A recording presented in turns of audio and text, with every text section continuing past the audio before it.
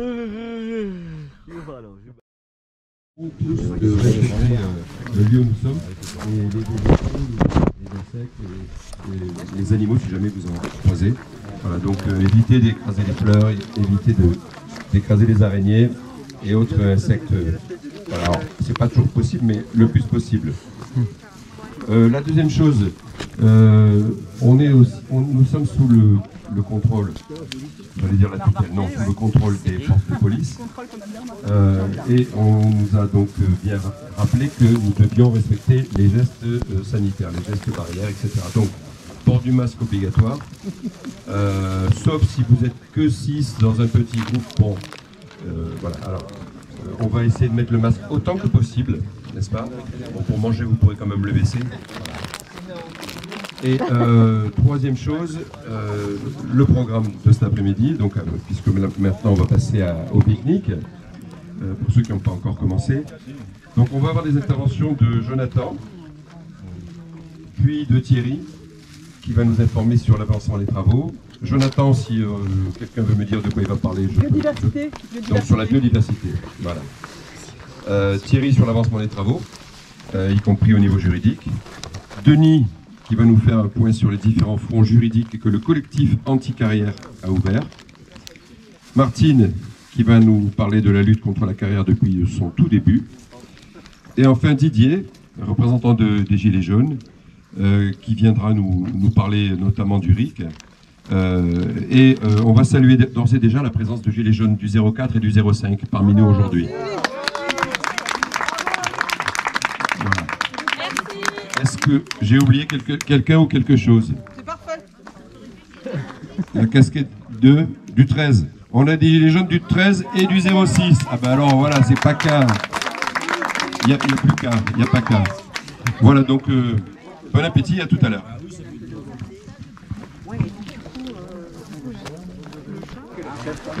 J'en profite pour saluer la présence de Gilets jaunes de Toulon aussi.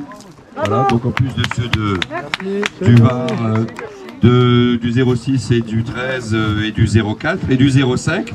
Je crois que voilà, ils sont quasi. Il manque le 84 peut-être. Ah, ils sont là. Ah ben alors c'est magnifique. Ils sont tout pacaille là. Tout pacaille jaune là. Super. Alors, Jonathan qui va nous parler de la biodiversité, notamment celle qui se trouve ici sur le site. Alors je vous rappelle que c'est Jonathan qui nous a offert ce matin, et vous pouvez encore en profiter, de cette infusion qui est faite de l'eau de source du Carami, des sources menacées, et avec de la menthe aquatique. Donc si vous ne l'avez pas encore goûté, vous avez la possibilité. Jonathan, merci. Où es-tu? Voilà, ben le mieux c'est que tu restes là. Merci. Bon, ben, merci à tous d'être venus. On me demande du coup de faire un petit topo sur la biodiversité du site. Pour commencer, je vais le faire plutôt en faisant une plongée de loin jusqu'à arriver à Mazog. Il faut savoir que d'après les scientifiques, on est entré dans la 6e extinction de masse. La 5e extinction de masse de la biodiversité, c'était l'extinction la disparition des dinosaures. Aujourd'hui, on serait entré dans la 6e. Pour l'instant, cette extinction est encore plus rapide que celle des dinosaures. Pour lutter contre tout ça, les scientifiques ont répertorié 35 hotspots de la biodiversité sur la planète. On trouve bien sûr 2-3 spots en Afrique, 2-3 spots en Amazonie, en Océanie, et on trouve parmi ces 35 sur l'ensemble de la planète, on trouve aussi le pourtour méditerranéen. On fait partie des 35 plus gros points chauds de la biodiversité de la planète. On peut continuer encore un peu à zoomer. Sur ce pourtour méditerranéen, il y a des zones qui sont encore plus importantes que d'autres. Et notamment des habitats qui sont protégés, au niveau européen. Et c'est notamment le cas ici avec 2 habitats. C'est l'habitat du chêne blanc, c'est ces forêts que nous, on a l'habitude de voir, mais qui sont en fait très rares sur l'ensemble de la planète et même de l'Europe. Et il y a aussi les habitats qui se trouvent sur ce site, le second site d'habitat d'intérêt communautaire, c'est-à-dire européen. C'est ces grandes dalles rocheuses que le carrier veut faire péter et veut revendre en gravier. C'est des habitats là aussi très rares sur l'ensemble de la planète et qui permettent à des espèces inféodés à ces milieux, c'est-à-dire qui ont besoin de ce milieu-là et qui ont des exigences très strictes, des espèces rares de se développer. Sur le site de la carrière, il y a un bureau d'études qui a fait un super travail et qui avait été commandité par l'ancien maire de Mazog, c'est Ecomed. Il a recensé quasiment au moins une vingtaine d'espèces protégées, rares et protégées, des espèces en voie de disparition. Parmi les reptiles, on en a au moins, on en a 3. Après, si vous voulez des précisions sur les espèces, je pourrais les donner, mais je vais faire vite quand même. Sur les amphibiens, on a 3 amphibiens au minimum de protégés, connus sur le site par Ecomed, découverts par Ecomed. Au niveau des insectes, on en a 3 aussi. Au niveau des mammifères, là, on en a beaucoup plus avec les fameuses chauves-souris, puisque ce sont les seuls mammifères volants que l'on connaisse sur la planète. Et où est-ce que je voulais en venir? Et donc, quelle est la stratégie dans tout ça du collectif? Que faire avec cette biodiversité? Et c'est attaquer le carrier. Denis reviendra sur son absence de demande de dérogation pour détruire ces espèces protégées, puisque la loi, l'article L411, interdit de détruire les espèces protégées. Si on veut le faire, on peut quand même essayer de demander, c'est demander une demande de dérogation, et le carrier n'a même pas fait les demandes, il va faire exploser ces espèces-là, détruire ces espèces sans même faire de demande de dérogation, sans même attendre, sans même faire la demande. Voilà. Ce bureau d'études Ecomed a découvert donc, a mis à jour une vingtaine d'espèces protégées sur le site de la carrière, mais il y en a d'autres qui sont pareil, comme je disais tout à l'heure, directement inféodés à ces habitats d'intérêt communautaire, mais qui n'ont pas été trouvés lors des prospections des naturalistes d'Ecomed. Et le collectif, donc, en plus de porter en justice cette absence de demande de dérogation du carrier, poursuit ces prospections bénévolement pour trouver les espèces qui sont pressenties par le bureau d'études, mais qu'il n'a pas trouvées. Et pour l'instant, on est quand même assez content de nous, parce que l'année dernière, on a pu trouver en septembre, lors de prospections nocturnes, le plus grand insecte d'Europe, c'est la magicienne dentelée, qui était pressentie par le bureau d'études, mais qui n'avait pas trouvé. On a pu trouver tout récemment un lézard ocellé. Donc ça, c'est le plus grand lézard d'Europe. Il peut atteindre quasiment 80 cm de longueur. C'est, pour ceux qui connaissent le lézard vert, c'est au moins 3-4 fois plus gros qu'un lézard vert. Non, 10 fois plus que le gecko. Et on a découvert aussi alors une espèce qui n'était même pas pressentie par le bureau d'études, c'est le pélodite ponctué, qui est lui le plus petit amphibien. Donc on trouve, enfin, je trouve aussi que cet endroit-là, à quelques kilomètres de l'école de Mazog, pourrait fournir aux élèves du primaire et de la maternelle un super endroit pour apprendre à découvrir l'environnement dans lequel ils vivent, avec des espèces assez atypiques, un crapaud qui est gros comme ça une fois adulte, un lézard ocellé qui atteint 80 cm. Voilà, il y aurait énormément d'idées à développer pour utiliser plus intelligemment ce site-là que de le faire exploser en morceaux de gravier. Mais il y a encore d'autres espèces qui avaient été pressenties par le bureau d'études et qu'on n'a toujours pas trouvées. Il y a le teckel du frêne, il y a la zygène cendrée, il y a l'Iphipygère. Elles sont toutes en photo sur la petite colonne là attachée à l'arbre. Et voilà, le collectif se donne encore comme autre mission d'essayer de découvrir ces autres espèces-là et de venir ajouter encore une pierre de plus dans le mur qui empêchera peut-être la carrière de se former. Plus il y a d'espèces protégées, plus il aura normalement, si la justice est neutre, de difficultés à ouvrir sa carrière. Voilà. Est-ce que est-ce que vous avez des questions? Est-ce que j'ai été assez clair? Bravo, bravo. Merci. Je crois que maintenant c'est Denis qui va nous faire... Ou Denis ou Thierry? C'est Thierry. Ah, Thierry il est là, il arrive. C'est Thierry maintenant.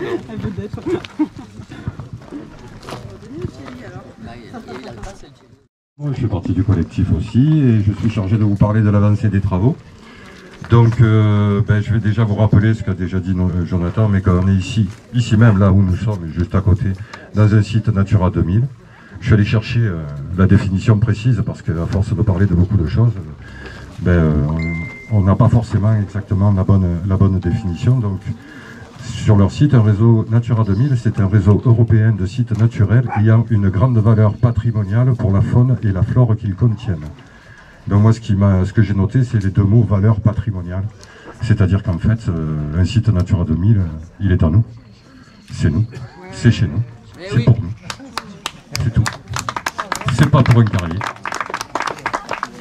À ce sujet d'ailleurs, faites un peu attention où vous mettez les pieds parce que, comme Jonathan a mis la photo des jolies plantes, il y a certaines plantes qui en ce moment hébergent les œufs ou les chenilles de papillons très protégées. Donc on est là pour protéger la biodiversité, pas la détruire. Hein. Donc l'emprise de la carrière, ah oui, c'est aussi, on est dans le parc naturel régional de la Sainte-Baume quand même, et le parc naturel régional de la Sainte-Baume est en charge de la gestion de la zone Natura 2000. Donc cette carrière, elle s'étend sur environ 44 hectares derrière nous. Donc située dans une zone Natura 2000, dans le parc régional naturel de la Sainte-Baume. Et pour ce qui est de l'avancée des travaux,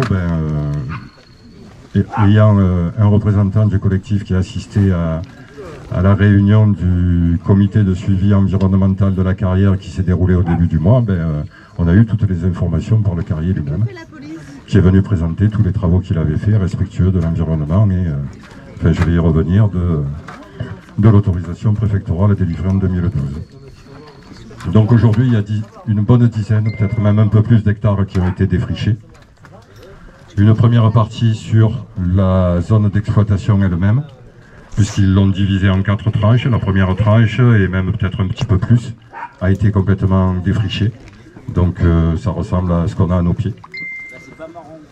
La deuxième partie du défrichement, ça concerne le chemin d'accès qui était noté sur le permis de construire, qui part donc du portail de Ticobel pour contourner la zone dangereuse du site Céveso et arriver ensuite sur la carrière. Donc c'est un chemin de plus d'une dizaine de mètres de large et je ne sais pas combien de long. Là aussi, on a tout défriché, mais on s'est arrêté, puisque finalement le carrier a négocié un deuxième chemin, un deuxième accès avec la nouvelle municipalité. Il précise même lors de la réunion que ça fait plusieurs mois qu'ils discutent entre eux. Donc ce deuxième accès, il va passer là où on est là, hein, nous, en ce moment, hein, puisque ce sont des terrains communaux, et il va refinir au niveau de la casse auto. Enfin, je ne fais que répéter ce que nous a dit le carrier lorsqu'il a fait sa présentation. La troisième partie du défrichement, là, c'est beaucoup plus que du défrichement. Elle est complètement au nord du site et elle concerne les installations des bâtiments nécessaires au criblage, au concassage. Enfin, c'est des termes que je ne maîtrise pas et que je n'ai pas envie de maîtriser en plus. Donc il y a 4 ou 5 hectares qui ont été non seulement défrichés mais aussi terrassés. C'est-à-dire que là, ça ne ressemble plus à ce qui est sous nos pieds, ça ressemble à ce qu'on a sous nos pieds quand on descend de la voiture là-haut. C'est-à-dire que c'est un paysage martien. Alors qu'auparavant, c'était exactement ce qu'on peut voir autour de nous. Alors ensuite... Donc j'en reviens à cette histoire de commission de suivi environnemental qui nous a fourni ces informations. Elle est composée du sous-préfet, parce que il ne me semble pas que le préfet se soit une seule fois exprimé, le nouveau en tout cas, sur la carrière de Mazog, et qu'à chaque fois que la préfecture a bien voulu répondre, c'est le sous-préfet qui a répondu aux questions qu'on pouvait lui poser. D'ailleurs, il nous a même reçus à Brignoles et on avait organisé une manifestation ce jour-là. Donc autour du sous-préfet, il y a l'ADREAL. Donc c'est un terme que j'utilisais depuis très longtemps. Là aussi, maintenant, je peux dire que c'est la direction régionale de l'environnement, de l'aménagement et du logement, donc un service de l'État. Et si vous allez sur leur site, vous pourrez voir leur devise. Je vous la donne, hein, parce que franchement, ça m'a fait rire. Faire du développement durable une réalité quotidienne. C'est bien dit, mais pour dire les choses correctement, je pense qu'ils payent bien. Les gens qui sont spécialistes là-dedans. Le deuxième organisme, la deuxième administration qui y assistait, c'est l'OFB. Office français de la biodiversité, donc là c'est très clair, il n'y a pas besoin de rentrer dans les détails, mais il y a aussi sur leur site leur mission. Donc c'est assez rigolo aussi, puisque leur mission est de surveiller, préserver, gérer, restaurer la biodiversité, ainsi que gérer de manière durable et équilibrée l'eau. Bref, ils ne font rien de tout ça aujourd'hui. Il y avait aussi bien évidemment le Carrier, puisque ces informations, c'est lui qui nous les a données, ainsi que son écologue. Et puis ce qu'on appelle un collège de riverains. Donc dans le collège de riverains, il devait y avoir une intervenante représentant le GCP, le groupement des chiroptères de Provence, qui étudie donc tous les chiroptères de Provence, leur site, leur mode de reproduction, les espèces présentes, etc. Il y avait une représentante du collectif, une représentante des habitants du village et un représentant de Titan Nobel. Titan Nobel, j'en ai pas parlé, peut-être certains ne le connaissent pas, c'est une entreprise qui fabrique et qui stocke des explosifs là-bas. Donc la carrière se trouve sur le terrain de Titan Nobel. Donc Titan Nobel, pour essayer de faire fructifier un peu ce terrain-là, a décidé d'en vendre une partie, afin de faire un contrat de fortage sur une partie avec le Carrier et de lui vendre ses explosifs. Et donc ce monsieur représente Titan Nobel parmi les riverains. Je me demande bien qu'est-ce qu'il pourrait dire contre le Carrier, puisque visiblement ils sont tous les deux en affaires. Donc qu'est-ce qu'on peut retenir Ah oui, il y avait aussi l'administration, bien évidemment, et j'ai oublié de parler qu'il y avait le PNR, la communauté d'agglomération de la Provence verte dont on dépend, le maire de Mazogues et le maire de Tourne. Donc, que retenir de la commission? Moi, c'est une photo qui m'a frappé, qui a été prise par quelqu'un qui était présent sur le site. On avait des personnes en costume, cravate, souliers vernis et gilets jaunes sur le terrain. On aurait pu penser à une manifestation. Vraiment, mais le côté costume, cravate, souliers vernis, c'était pas tout à fait dans le temps. Donc, pour être un peu plus sérieux, dans cette commission, en fait, il y a tous les gens qui peuvent prendre des décisions très importantes et qui peuvent faire en sorte que cette carrière ne se fasse pas, tout simplement en respectant la loi d'ailleurs. Mais finalement, ces gens-là se sont contentés d'écouter le discours du Carrier et du sous-préfet, un discours bien rodé, hein. On peut le lire dans tous les journaux, le regarder à la télévision quand il parle. Il respecte la loi, il respecte tout ce qui est lié à l'autorisation de 2012 délivrée par le préfet de l'époque. Donc ça veut dire qu'en fait, aujourd'hui, cette carrière a été décidée en 2012 sur des études d'impact menées par le Carrier, qui datent au maximum de 2010. Donc ça fait plus de 10 ans, quoique les choses ont eu le temps de changer grandement. Par exemple, le fait que, au départ, la zone était étudiée pour devenir Natura 2000, aujourd'hui elle l'est.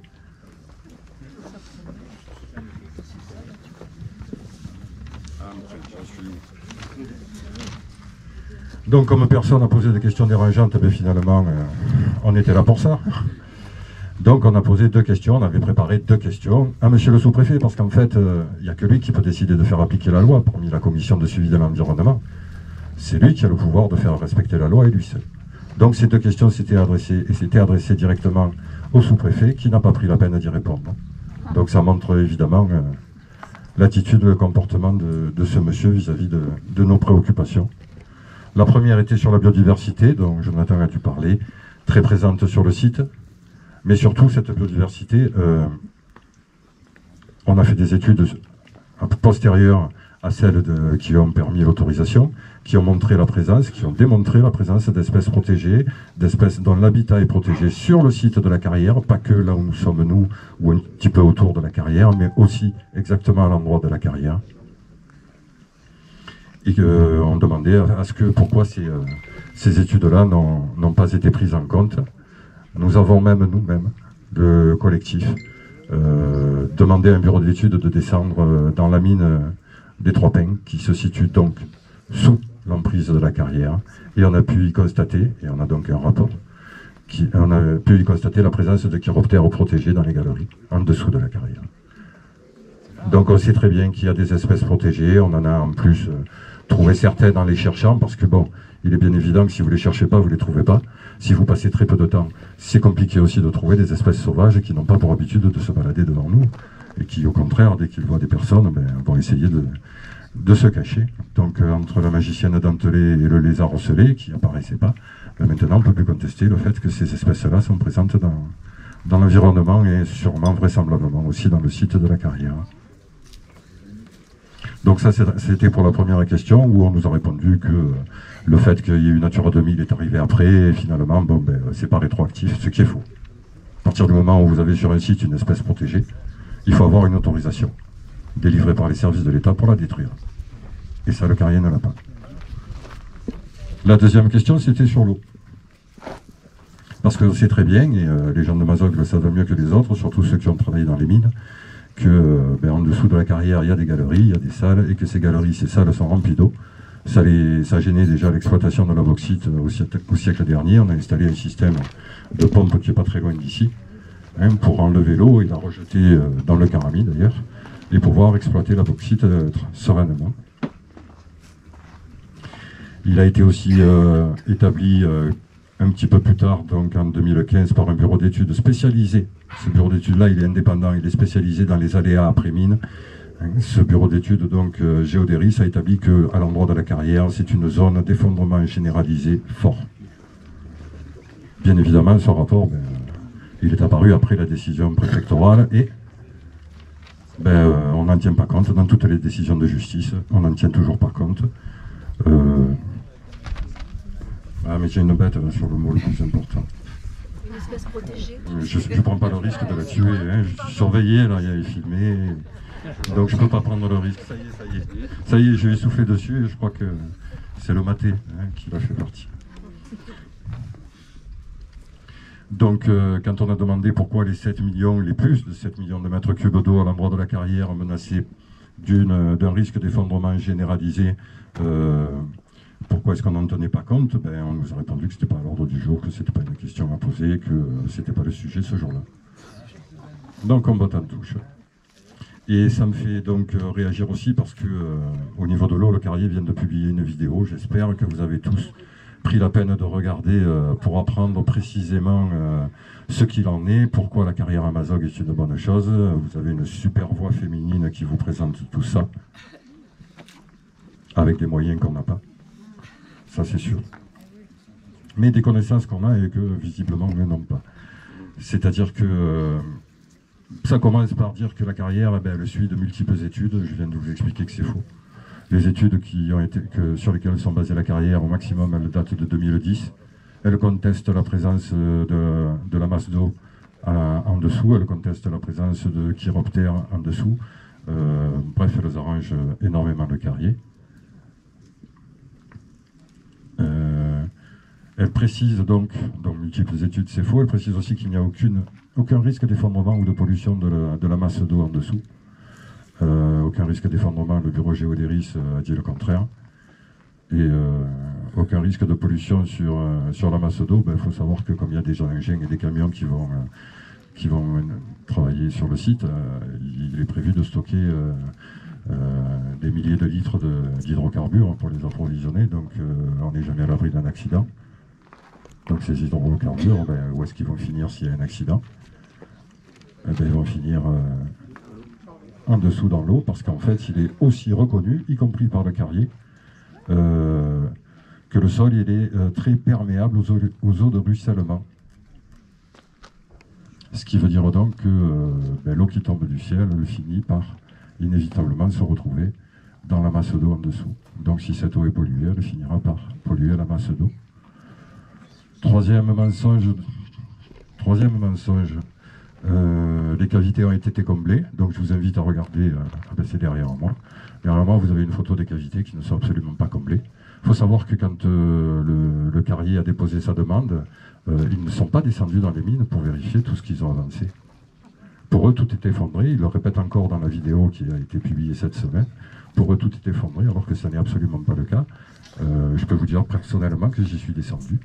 Et que donc, ça s'arrête à peu près au-dessus de ma tête à ce niveau-là. Donc, n'importe qui peut s'y déplacer très facilement. Donc, si par endroit, les êtres humains peuvent s'y déplacer très facilement, ça paraît très logique que les chauves-souris n'ont aucune difficulté aussi à y vivre, à s'y déplacer. Donc, comme il l'affirme, c'est détruit, c'est écroulé, c'est faux. On a des photos, on a des preuves.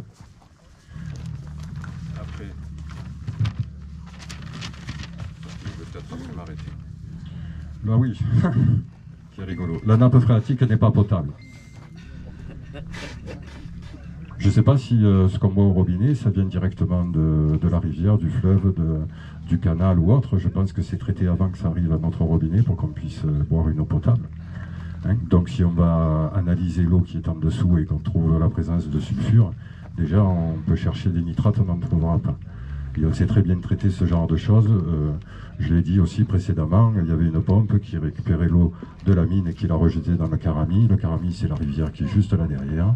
Cette rivière se jette dans le lac de Carcès qui sert de réserve à l'alimentation en eau potable de l'agglomération toulonnaise, c'est-à-dire de la Seine-sur-Mer jusqu'à, je sais pas, peut-être le Lavandou, en passant par Donquière, Toulon, les Soliès, Pierrefeu, toutes ces communes-là. Donc l'eau qu'ils boivent, elle arrive, pas uniquement, mais elle arrive aussi de la masse d'eau qui est en dessous. Il y a une preuve aussi évidente que la masse d'eau communique avec le Carami, c'est que la Confédération Environnement Méditerranée, il y a quelques années, a balancé de la fluorescine. Donc un colorant vert absolument pas dangereux, tout à fait confirmé, donc on peut l'utiliser. Je crois que 6 heures après, les Tourvins avaient de l'eau verte à leur robinet, et que le lendemain, les Brignolais ont pu voir le Carami vert fluo.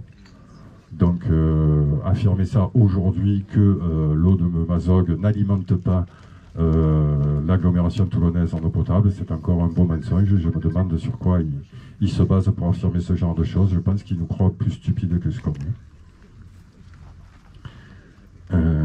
Voilà. Voilà pour ce que...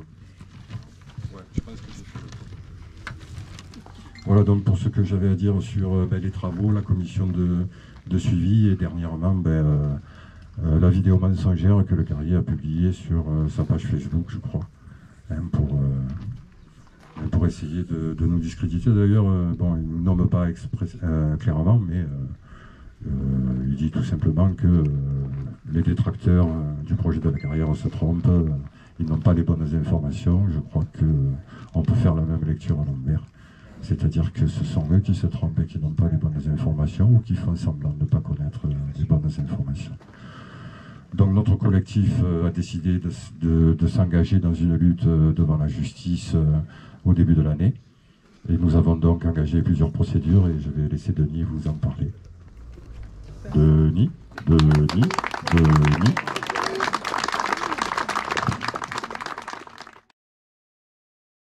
Qu'est-ce que c'est là? Qu'est-ce que c'est que ce bif là?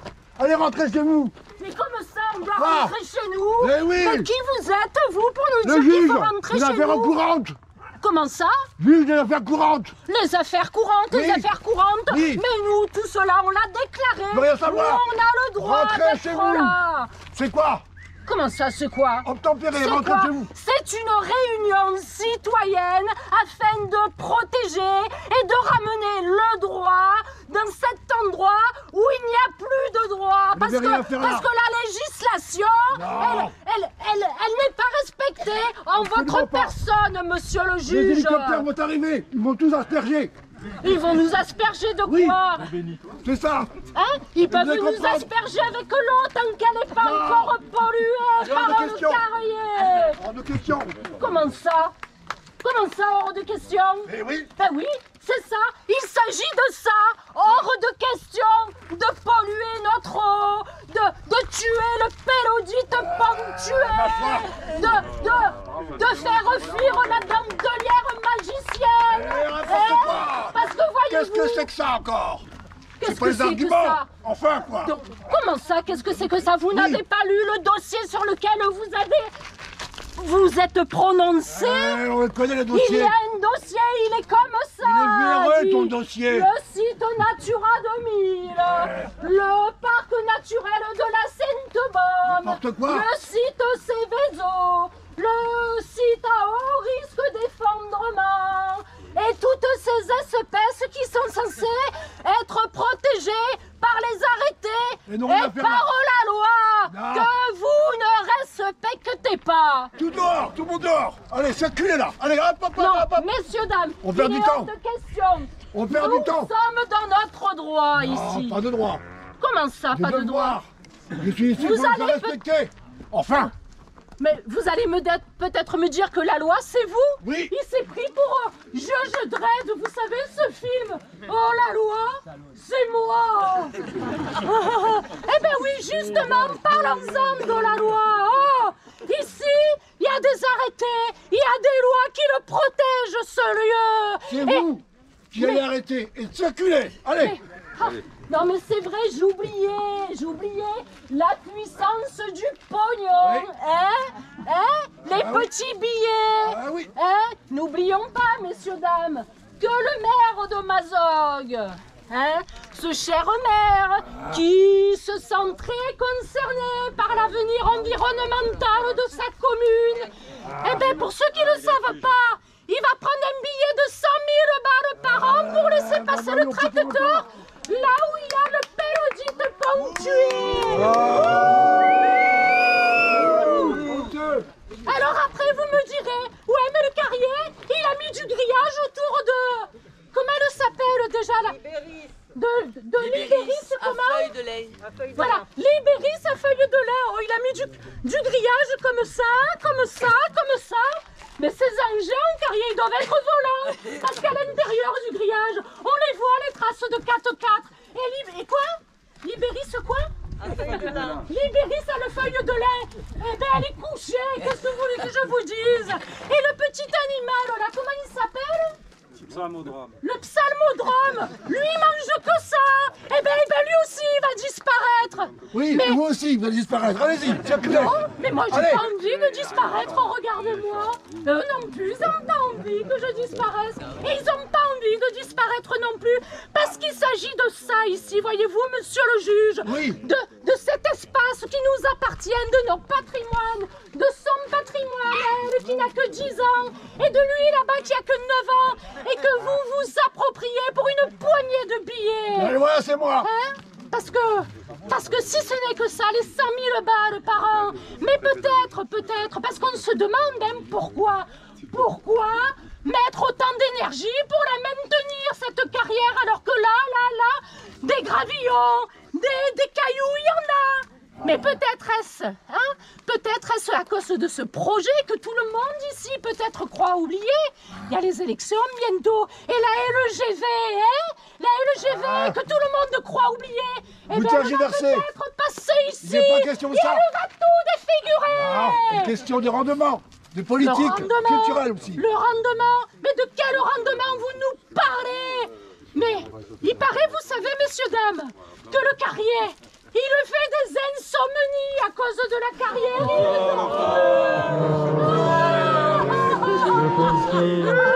Il dort plus. C'est peut-être qu'il s'imagine avec son tracteur conduit par un pélodite ponctué. Ou une dentelière qui se sert des godets pour faire des trous. Tu sais qu'il n'y en aurait pas assez là. Oh là là. Écoute, vous ne me faites pas de peine. Et vous nous chasserez pas d'ici parce qu'ici, c'est chez nous. Non. C'est aussi chez nous. Non, pas du tout. Pas du tout. Comment ça, pas du tout? Je vais partir. Et vous allez quoi? Vous allez nous traiter de biconiques aussi? Oui. Oui. De gens qui ne connaissent pas et qui ne savent pas ce qui se passe sur leur territoire? C'est ça.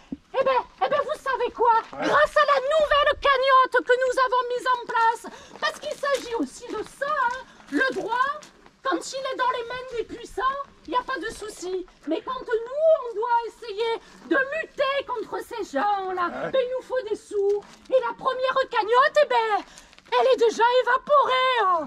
Alors si on veut pouvoir lutter, si on veut pouvoir se révolter, il y a une nouvelle cagnotte et puis il faut leur demander comment ça se passe parce que moi, voyez-vous, les affaires de billets, ça me dépasse un peu. Mais par contre, vous savez quoi? Je vais vous le montrer, moi, le pélodite ponctué, pour vous faire un peu réagir. Allez, circulez, allez, circulez. Bravo.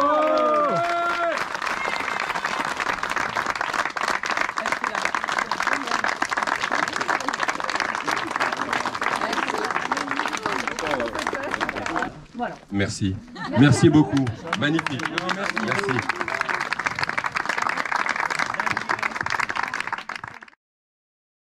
Devant ce genre de mec, il faut essayer de prouver quoi. Là, ça commence à devenir vraiment très très compliqué. Alors surtout quand ici il y a 2 projets industriels différents, quoique le carrier essaie de les amalgamer, c'est la carrière extraction de cailloux et le plus près. Plus fort. Bah, tu montes le son. Non, plus fort. Et des installations qui sont faites pour traiter ces cailloux, pour en faire du sable, du gravillon, etc. C'est 2 installations différentes, sur une surface d'à peu près environ une 50aine d'hectares, donc c'est relativement important, avec des impacts très importants, et comme la réglementation est aussi importante, il faudra des autorisations. Un paquet d'autorisations. Aujourd'hui, tout ça est réglé parce qu'il y a une loi de 2017 qui s'appelle ESSOC, qui, pour faciliter la vie des investisseurs et des industriels, c'est le titre de la loi, résume l'ensemble des autorisations en une seule demande unique et une autorisation unique du préfet. Mais, disons à l'époque, c'était un peu plus compliqué que ça, parce que les premières demandes datent de 2007-2018, ici pour la carrière et le défrichement, et il a fallu un paquet d'autorisations. La première, c'était l'autorisation d'exploitation, c'est-à-dire le droit d'extraire le caillou, de faire des trous. La deuxième, c'est une autorisation de défrichement pour dégager un peu le terrain. La troisième, c'est un permis de construire, les installations qui serviront à casser le caillou, etc. Et avant de commencer les travaux, il faut encore un paquet de déclarations à propos de la loi sur l'eau, déclaration au titre de la loi sur l'eau, évaluation des incidences Natura 2000, demande de dérogation à destruction d'espèces, parce qu'on va en écraser quelques-unes des bestioles. Et pareil pour l'eau, on va en bouffer des mètres cubes. Tout ça, très souvent avec des enquêtes publiques. Et en plus, chaque autorisation peut faire l'objet d'un recours au tribunal administratif. Évidemment, pendant ce temps-là, les connaissances du terrain et les réglementations évoluent, ce qui fait que c'est un vrai bordel. Les choses qui ont commencé, le projet a commencé en l'an 2000. Dernière autorisation date de janvier 2021. Voilà. Parce qu'à chaque fois, la mairie et les associations ont porté des recours sur ces autorisations. Quand le recours est rejeté, que ce soit en faveur du carrier ou en faveur de la mairie, il y a quelqu'un qui va en cour d'appel à Marseille. Quand le jugement du tribunal de Marseille est pour le carrier ou pour la mairie, l'un ou l'autre font appel au Conseil d'État. Donc en gros, ça a duré 12, 13, 14, 15 ans. Quoi. Voilà. Faut dire que le carrier obtenait ses autorisations parce que quand même le préfet et le ministre de l'Environnement, qui s'appelle Transition écologique, je crois, je ne sais pas ce que c'est, sont venus quand même au tribunal pour soutenir le carrier. Bon, t'as vu la gueule du juge tout à l'heure.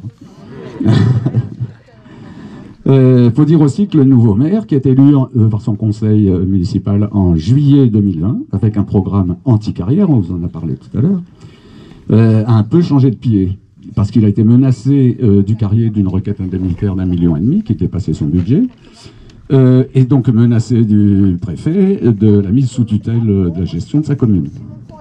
Il aurait pu faire un tel ou tel choix, il a choisi de se plier aux conditions du préfet, du carrier, du tribunal, etc. Donc il a laissé tomber toutes les procédures, il y en avait au moins 5 qu'avait engagé la mairie précédente, entre le mois de fin septembre et fin novembre quand même. En 2 mois, il a tout laissé tomber. Il y avait des recours qui étaient certainement gagnants. Et il a signé le permis le 14 janvier de cette année, quoi. Voilà. C'est donc ce permis que le collectif a aussitôt attaqué, parce qu'on ne signe pas impunément en début 2021 un permis d'une demande de 2012. Parce qu'entre-temps, bon, il s'est passé plein de choses, la réglementation a évolué, et ici, la connaissance du terrain s'est bien perfectionnée. Donc on a attaqué en cours gracieux au maire qui l'a rejeté, formellement. Donc ça va passer au contentieux entre 2 et 4 semaines d'ici maintenant. Ça peut durer très très longtemps, hein, parce qu'il faudra 1 an pour traiter cette affaire. Et si elle ne nous plaît pas, ça va faire encore 2 ans, 1 an ou 2 au Conseil d'État. Le problème, c'est que ce recours n'est pas suspensif et que les travaux ont commencé. Alors vous les avez vus, on va les visiter tout à l'heure, et ça, c'est pas possible qu'on le laisse passer. C'est hors de question. Parce qu'il y a réellement destruction des espèces et destruction de leurs habitats. Et que c'est notre droit, alors ça c'est un avantage, c'est un droit qui a été reconnu comme constitutionnel et bientôt fondamental, de vivre dans un environnement sain. C'est l'article 1 de la Charte de l'environnement qui est attaché à la Constitution française. Et que le carrier donc a commencé les travaux sans faire l'évaluation des incidences de ces travaux sur l'environnement sain dans lequel nous méritons de vivre. Voilà. Donc on a déposé hier un référé, qui est une procédure extrêmement rapide, pour faire suspendre les travaux en attendant l'instruction de Natura 2000 et d'un certain nombre de réglementations qui n'ont pas été appliquées sur la demande de 2012. Voilà. Alors la réponse est attendue en principe dans la semaine. On espère qu'elle... bon, on verra qu'elle... dans tous les cas, si elle est reçue, que les travaux sont suspendus, le carrier fera appel. Et si elle n'est pas reçue, c'est nous qui ferons appel. Ça doit être traité extrêmement rapidement aussi, dans la quinzaine en principe, mais le Conseil d'État ne va peut-être pas se mobiliser sur un projet qui fait l'unanimité de l'État, du pouvoir d'État. Voilà où on en est aujourd'hui. C'est-à-dire à quelques jours près, on sera arrivé au bout des moyens, disons, légaux qu'on a de se défendre avec les droits qui nous sont reconnus. Voilà. S'il se trouve qu'en face, l'État s'oppose contre la loi, contre la réglementation, et qu'est-ce que bon. Le collectif a plus grand chose à faire, quoi, si tu veux. Bon, les procédures vont durer longtemps, mais dans la mesure où elles ne sont pas suspensives, il y en a jusque pour 2023-2024. Voilà. Et de toute manière, nous, on s'est engagé à aller jusqu'au bout, parce que ça ne sert à rien de tenir compte d'un jugement du tribunal de Toulon si on pense qu'il va être annulé par celui de Marseille, et si on pense que la conjoncture fait que, en fait, le Conseil d'État va dire le contraire. C'est assez pervers, mais on est obligé d'aller jusqu'au bout. Voilà. Bon, je veux dire que c'est pas vraiment un jeu, c'est assez excitant intellectuellement, mais pour ceux qui aiment ça, quoi. D'aller pinailler dans le code de l'urbanisme et dans le code de l'environnement, la jurisprudence. Ben, j'allais dire que c'est pas vraiment un jeu, quoi. Et qu'il faut vraiment avoir une obstination grave, et puis surtout un gros porte-monnaie, quoi, bien large et bien profond, parce que ça vaut la peau. Il y a des endroits où des tribunaux, on peut s'adresser directement. Le citoyen peut s'adresser directement, mais en cour d'appel de Marseille et au Conseil d'État, il faut des avocats. Et en Conseil d'État, des avocats particulièrement agréés. Alors ça vaut la peau des fesses.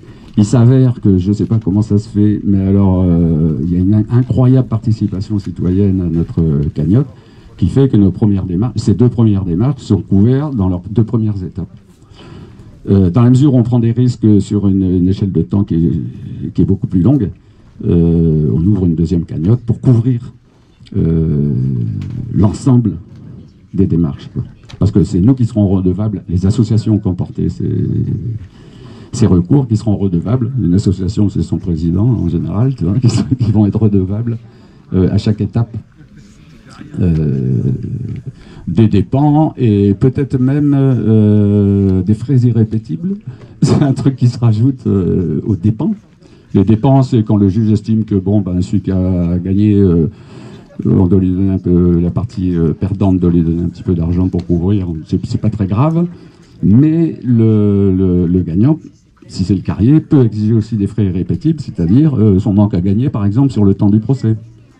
Alors là, ça commence, et il ne s'en gênera pas, le carrier ne se gênera pas. Ça risque de devenir très, très grave. C'est le cas de toutes les luttes en France, hein. Et c'est un des moyens des industriels de serrer et puis d'arrêter les procédures et tous les moyens. Voilà. Voilà où on en est aujourd'hui.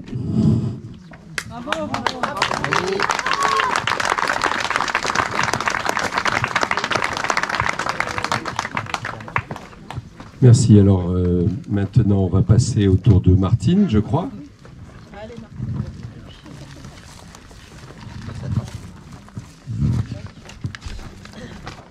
Qui va nous parler qui est engagé dans la lutte contre la carrière depuis le tout début, donc l'histoire de la lutte.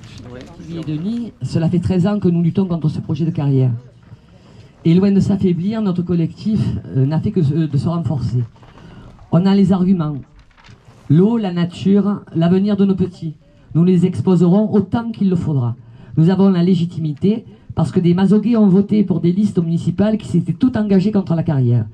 Nous avons la légitimité car 42 élus locaux ont voté contre la carrière.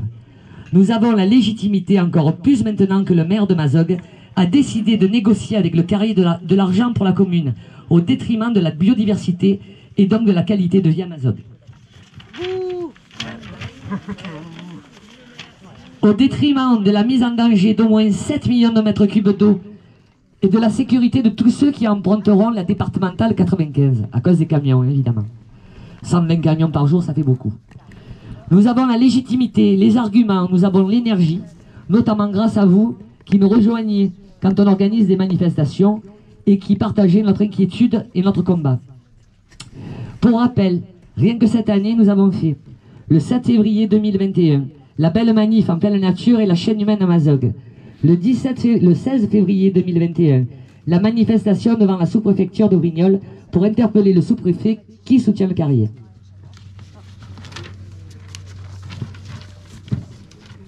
Le 6 mars 2021, la manifestation à Toulon pour alerter les Toulonnais de la mise en danger de leur eau potable. Et aujourd'hui, 22 mai 2021, nous sommes de nouveau présents à Mazogues dans le cadre de la journée mondiale de la biodiversité. Pour défendre l'eau, la biodiversité évidemment, et même parce que ça compte aussi nos belles balades, parce que ça c'est fini. 42 hectares de nature préservée, ça n'a pas de prix et ça ne doit pas en avoir. On lutte sur le front judiciaire, comme à l'exposé Denis, sur le front médiatique, on interpelle tous les journalistes que l'on peut. Et bon, après plus de 10 ans à lutter pour l'intérêt général, contre les préfets successifs et un riche industriel qui a le bras long, on a plus de motivation et d'énergie que jamais. Et on veut encore une fois rappeler que nous n'avons pas le monopole de la lutte. Citoyens engagés, que ce soit dans des partis, des syndicats, des associations ou à titre personnel, interpellez vos députés, vos représentants sur ce scandale à Mazogues. Tout ce qui rajoute de la pression sur le préfet est utile à la lutte. Citoyens en colère, nous partageons votre combat contre le déni démocratique et nous sommes ouverts à toutes vos idées et initiatives. Nous avons voulu cette journée comme un temps d'échange, de rencontre avec vous.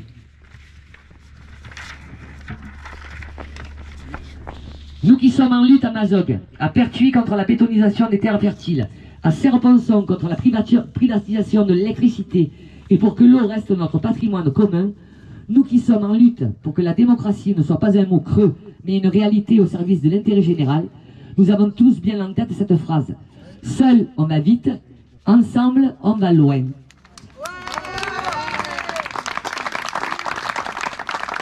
À présent, je laisse la parole à ceux qui souhaiteraient s'exprimer, les Gilets jaunes, la France insoumise. Voilà, je ne sais pas. Il est où Didier? Didier. Je me présente, Didier, je suis gilet jaune de Saint-Maximin. J'habite à quelques kilomètres d'ici, donc je suis directement concerné par ce projet de carrière. Donc je suis depuis 10 ans sur la région et bien sûr je remercie tout le monde d'être venu et surtout les gilets jaunes puisqu'il y en a beaucoup qui sont venus du 04, du 05, du 13, du 6 et d'autres du Var, de Toulon, de la région toulonnaise. Donc je m'adresse aussi aux citoyens éveillés, aux lanceurs d'alerte et bien sûr aux Mazoguais puisque ce sont eux les premiers concernés par les nuisances que le carrier nous promet. Le cas de ce projet industriel qui avance malgré une opposition citoyenne très large pose un vrai problème de démocratie.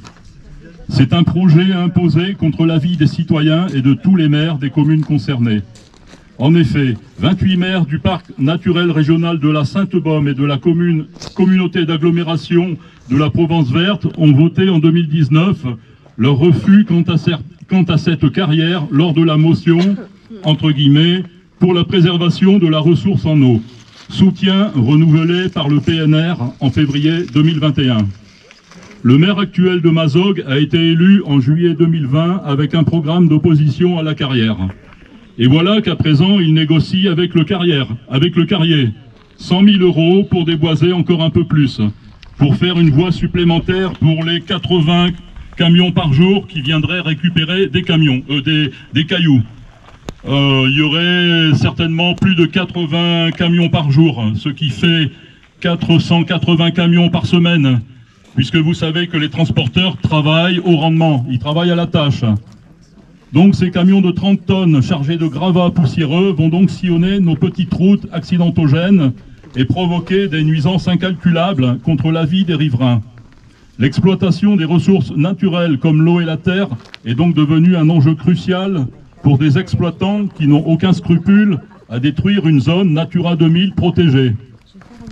De plus, le Var est le département qui subit la sécheresse la plus grave de France. En effet, en mars 2021, alors je cite une alerte météo varoise, pluviométrie catastrophique sur le département, déficit de l'ordre de 75 à 85%. Donc on a eu un peu d'eau, quelques pluies ce printemps, cet hiver, mais c'est quelques gouttes qui ne servent à rien en fait, qui servent juste à humecter la terre. Alors, un petit rappel, ce sont plus de 15 communes qui sont alimentées par l'eau de Mazogues. Tourves, Toulon, la Seine-sur-Mer, le Lavandou, Hyères, Carqueiranne, La Crau, La Londe, Les Morts, Bormes-les-Mimosas, Soliès-Pont, Soliès-Ville, Soliès-Toucasse, La Farlède, Pierrefeu, Colobrières, la Valette du Var, La Garde, le Pradé. Le niveau de la nappe phréatique qui est sous nos pieds, alors ça représente 7 millions de mètres cubes d'eau. La plus grande du Var est déjà au-dessous de son niveau normal. Et donc les dangers de l'exploitation insensée de cette carrière, plus une sécheresse record, signeraient la mise en péril de la moitié du département.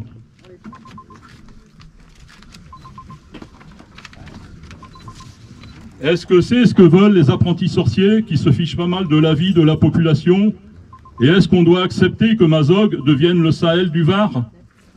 Puisque la vie des usagers, des riverains, des citoyens est bafouée, puisqu'il y a un délit flagrant de démocratie, c'est à nous qu'il revient de prendre les décisions qui nous concernent. N'attendons pas qu'il soit trop tard pour réagir. La patience a des limites.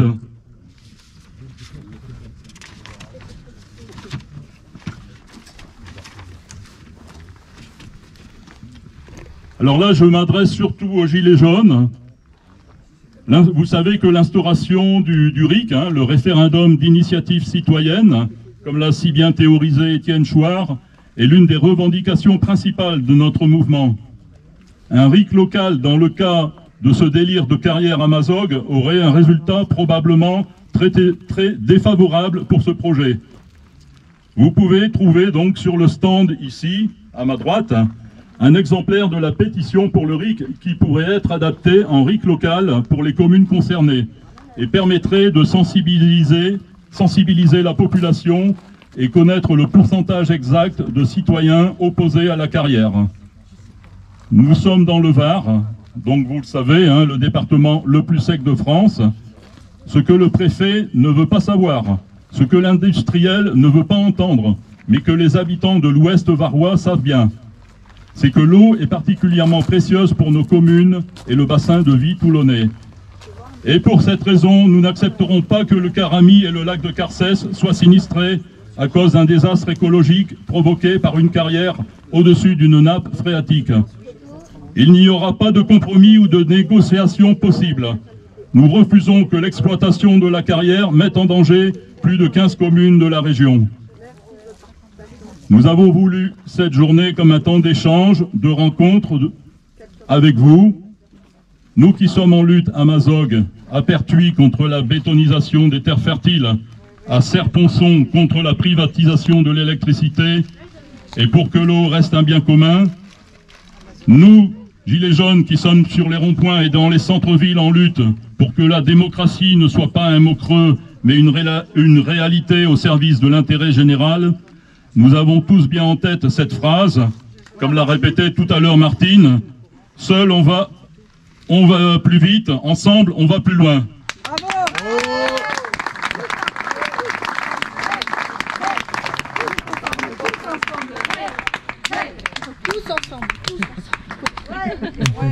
Alors pour terminer, nous allons faire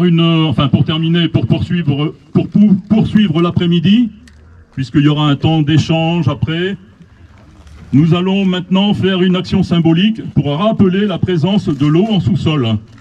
Chacun et chacune peut prendre une feuille de papier bleu, qui doit se trouver quelque part près de moi, Et avec les indications du photographe, nous allons former une goutte d'eau géante. Et bien sûr, ceux qui souhaitent garder les distances de sécurité, faites comme bon vous semble.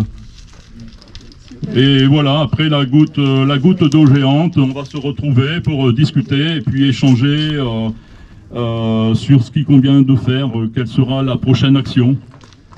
Et comme disait Martine tout à l'heure, je crois, nous, les Gilets jaunes, et d'ailleurs tous les citoyens, nous n'avons pas le monopole de la lutte. Voilà, et ça je peux le répéter, nous n'avons pas le monopole de la lutte. Merci à tous, et on continue.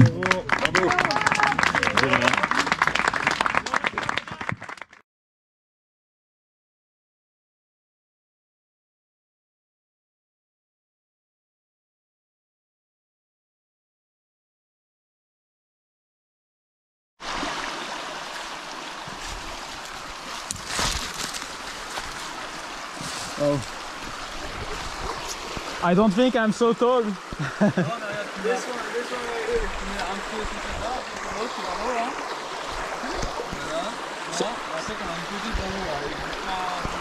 Ça glisse ou pas?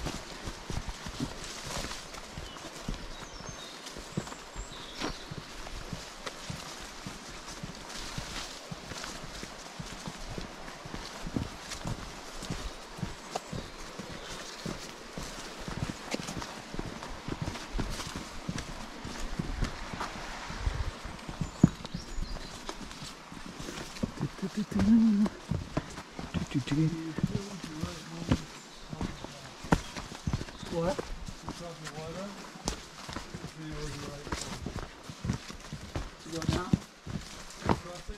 Oh, yeah, yeah, yeah.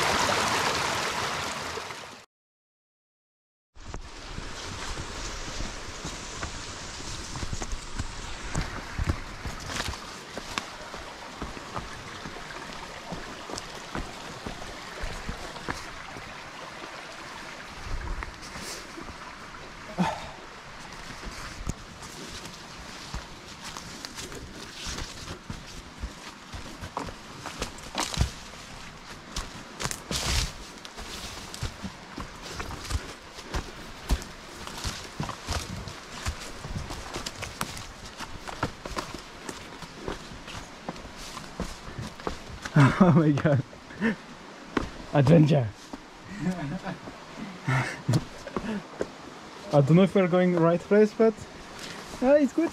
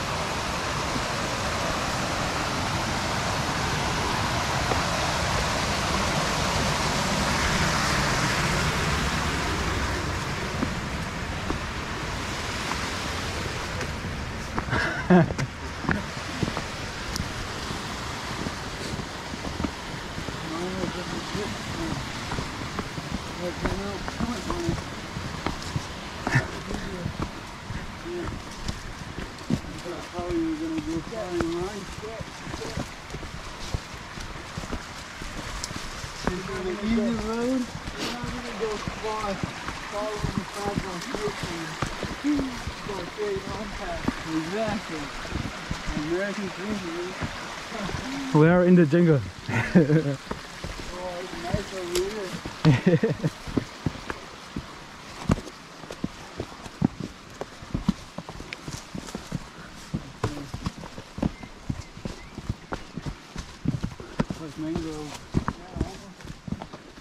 This is big here, the river. Oh yeah, you just swimming. Yeah.